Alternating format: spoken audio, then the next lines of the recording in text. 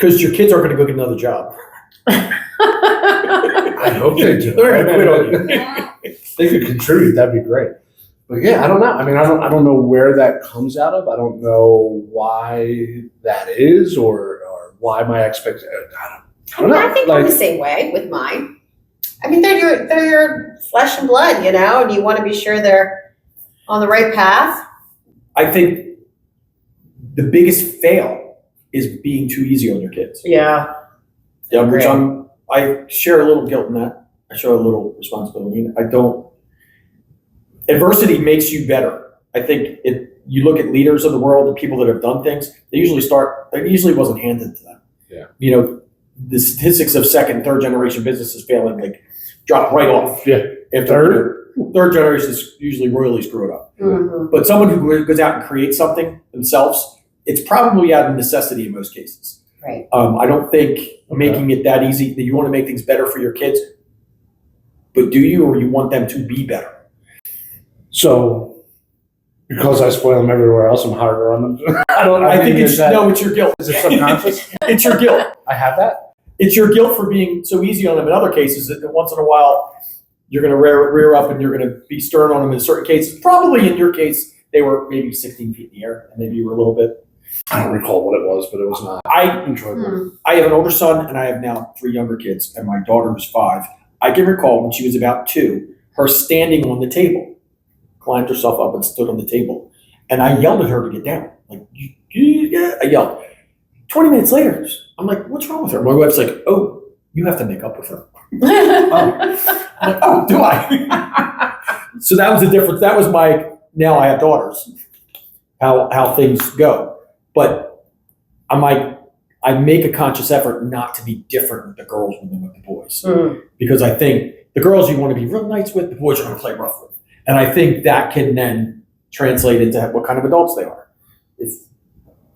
I need to raise them so where if there's an apocalypse, they can survive. Sure, yeah.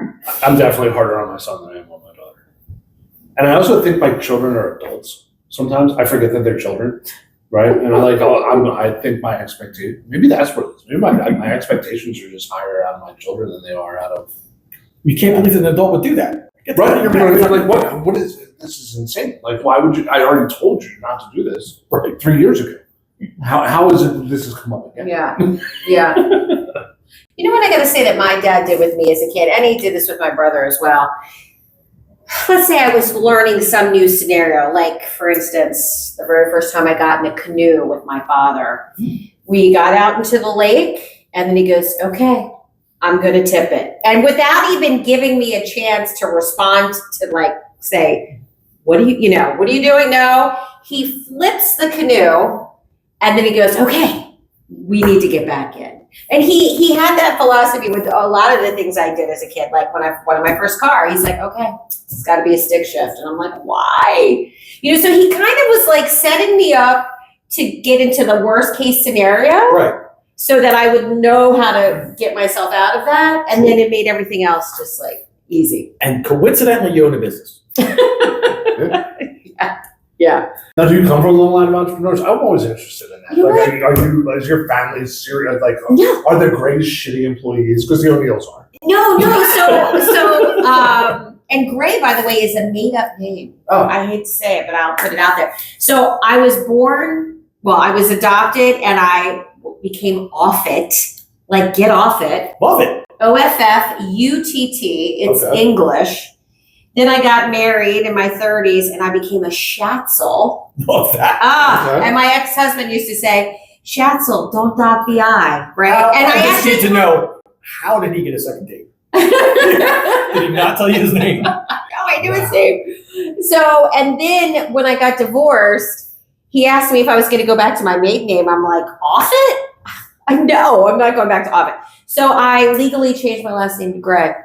So it's a stage name. It's a stage name. Nice. But it's legal. It's my name, and I'm engaged now, and I am not going to take on my fiance's last name. No, he's got a cool last name. It's Ogden. Nice. Ogden. But I'm just going to say Grey. So wait, why Grey? I used to love to decorate with gray. Gray, and we talk about trends. Gray was very trendy when I changed my last name to Grey. Okay. Gray is like actually out, but it'll So be it'll be back beige. again. Yeah, so my Nicole last Beige, name I'm going next to change. Nicole my name. Beige. But to answer your previous question, I am not from a long line of entrepreneurs. My father was an entrepreneur, but my parents were both teachers. My dad was a college professor. And my brother works for the State Department. Okay. So, Stable jobs, like. my Engine brother, jobs. my brother is called a deputy chief of mission, which means he's the second in command at the U.S. Embassy. He's very, very successful. But no, it was always in my blood. I mean, I've had many different careers owning my own business. Like I had the cleaning business. At one point I owned a gift basket company. I have this creative part of me Who that was the last person you worked for? the last person I worked for. You don't have to say who it is. You just give us the Can I just personality. say the last best place I ever worked? No, probably the worst place. That's what we're. Oh God. That's what Pat likes to That's do. what I fixate on, unfortunately. Well, so my last career working for someone else was at I won't name which one, but it was at a BMW dealership. So I literally had a midlife crisis around the age of 40 where I was, living on my own with my 2 kids and I was broke. And I was so stressed out about not having money to support my kids. I didn't get child support from my ex, which was probably my choice. And I was just, I didn't know what to do. So a friend of mine said, "Oh, why don't you get a job selling cars? I could see you sell sell the hell out of luxury Beamers." cars." And so I got a job at a certain BMW dealership and I lasted 3 months. The owner's son yelled at everybody. And I, took note of his behavior and I was like, well, I hope he never yells at me. And then came my day and he yelled at me.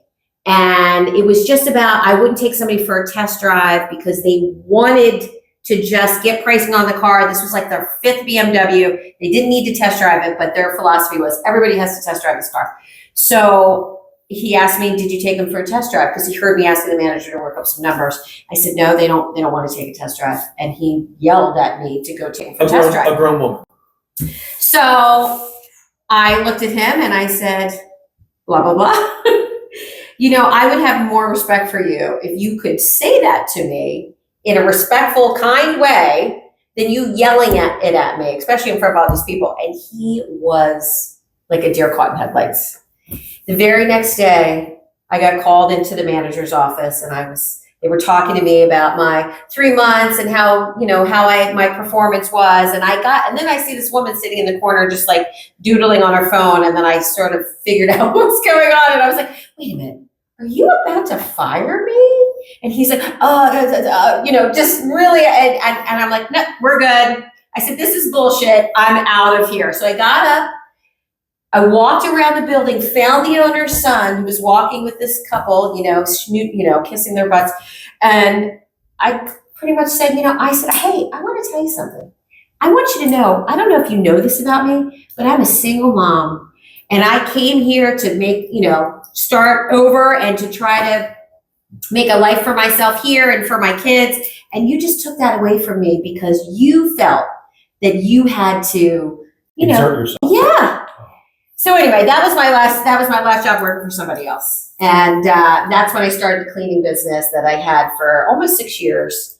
And then I'm now into design. There's a Shark Tank, Mr. Wonderful. Yeah. Tells a story. It's probably copyright and probably gonna get demonetized. But That's okay. Well, you're giving him credit. his last job ever working for someone, he worked in a grocery store, stocking shelves. Okay. And they were very slow. The owner said, here, take this putty knife, scrape that gum off the floor. He went, I stock the shelves, I don't scrape the gum off the floor. He goes, you work for me, scrape the darn gum off the floor. So as he's scraping, he's thinking, I'm done here. And he goes, I quit. Never work for anyone again in my life. Because I realized in that moment, there's 2 types of people in the world. People that own businesses and people that scrape gum off floors. Yeah, right. Wow. So we've talked a lot about environments that we give for our employees because we've come from areas where they're making us scrape gum off floors. They're making us do things that are not in our best interest. So we try to make our employees So in your case, you have people that work for you now that work under you, they're junior designers. I do, yes. What sort of environment would they say? Which I already know, but. Yeah. So I have another designer that works with me. Her name is Erin, and she and I work together. I've never said, "Oh, this is my employee." Erin works for me. We collaborate on a lot of the projects that we get, and her input is very important to me. I mean, she's made suggestions on designs before that I hadn't thought of that ended up being what we went with. So, but we're very communicative. We laugh a lot. I bring her on appointments that I don't necessarily need to bring her on, but I just want her to be a part of the whole process. So, and this is the way I would want to be treated if I was working for somebody else, so, it's a good little team, and, I'm looking forward to seeing us grow here and add other designers in. I mean, there's another designer I'm hoping to bring on in the fall once the showroom is open. So, but it's all about just, working together, voicing your concerns, whatever, Right. Talking about, hey, how can we grow together? Where would you like to see yourself in this business 5 years from now? I mean, it's all You a asked part of them the that? plan. I do, yeah. So I probably know the answer to that. Where do you see that? How do you see that unfolding Yeah. for people that work for you Yes. under the gray umbrella? Yes. So I, TM. This opening the showroom was a scary step for me, but I knew it's what I needed to do to, launch my business forward. And, 5 years from now, I would love to, still be here. Perhaps, if my landlord next door ever decides that he's going to retire, maybe moving into his space, there's an additional space on the first floor. But I don't want to be a huge company. I would say that I would like to keep it small, maybe a total of 5 or 6 designers. Which is large for a design firm. Is it? Is it large? I don't think so. Oh. I think 90% are probably one person. Yeah, 1 or With 2. a part-time. Yeah. So, I'd like to see myself grow to about 5 or 6 designers. I'd love to do more commercial work. I do mostly residential now. The designer I'm hoping to bring on in the fall does commercial design. So being in the heart of Bridge Street, where there's so much going on, so much building, as you know, coming into this town, I would love to help businesses in this neighborhood. Or like if a restaurant were to open, that would be a dream to design a restaurant. Cut you off. Yeah, Helping. Tell helping. us about a project that you're helping with. Yes. So I mentioned earlier, I was adopted. I was in foster care for a very short period of time, about 6 months, and I do still have a letter from my foster mother to my adopted mother, which means a lot to me. But so networking, I ran into somebody who works at Bethany Christian Services, and they place foster kids in homes. And so learning about what she did, it just warmed my heart, and I wanted to get involved. So, I didn't even have to think about it. It just came out of my mouth. I said, I want to do a room for one of the foster kids. Is that something I could do? And she couldn't believe it. And she said, yeah. So we've identified a family in the Germantown section of Philly. And she told me it was going to be 2 little foster boys that were brothers that were brought into this home. And when I got there's a 3rd kid. And I'm like, who's this kid? And she's like, oh, this is their brother. And she actually had brought the brother in from birth, from an infant, and then now is getting the other 2 brothers. And this other child has his own room, and then these 2 boys were sharing a room. And I said, I can't do this room without doing this other boy's room. So this is, I'm starting to raise funds. Bethany Christian Services has raised some funds, but the goal is to decorate these 2 rooms by the end of August. And, so I, walked them through. They were so excited. They didn't know why I was there. And as soon as I said, hey, I'm going to redo your rooms, we're going to get whatever you want in your rooms, they were jumping up and down. They were pulling me up the stairs. They couldn't wait. And so it's going to be really, really exciting because, you know, I mean, the mother has done a great job. Their rooms pretty much do have what they need. They're in a warm, loving home, but just to make it their own and special. And like the first question I said is like, what do you like to do for fun? And they're like, oh, we love to play Xbox. And I go, oh, where's the Xbox? And they're like, oh, we don't have one. And I looked at my fiance who was helping me measure and stuff like that. And he gives me a little wink and he's like, we're going to get them an Xbox. So it's going to be really fun to do that. And it's something I hope to continue to do. Once or twice a year, redo a room for I think that's a great cause. Yeah. We've talked offline. We will absolutely get behind that and try to help accomplish that, and Thank you. maybe get on some sort of cadence where there's something every year Yeah. that you can. Yeah. You can do. Absolutely. It's such a cool thing to do. It is. So. Yeah. So if somebody wants to help out with that, what's the best way for them to be able to do that?